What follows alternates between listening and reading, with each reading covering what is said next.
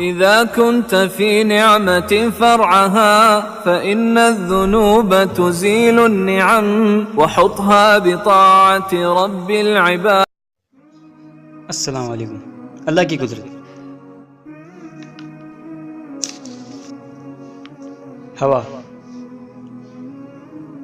अल्लाह ताला ने हमारे लिए हवा बनाई। हवा ही के ज़रिए हम सांस लेते हैं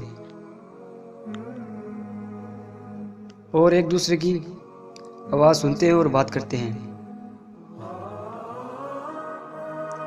इसके कम ज़्यादा चलने से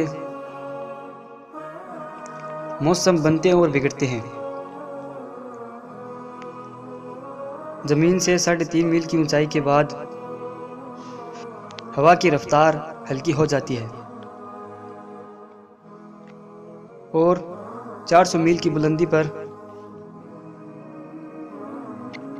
और किसी जानदार का जिंदा रहना मुमकिन नहीं। अगर हम ज़मीन पर चंद मिनट के लिए हवा बंद कर दी जाए तो सारी मखलूक हलाक हो जाए।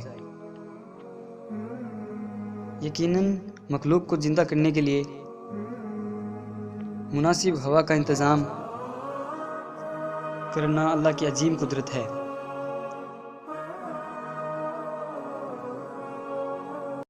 सब्सक्राइब कीजिए हमारे चैनल को और दबाइए बेल का आइकन ताकि आपको रेगुलर नोटिफिकेशन मिलते रहे।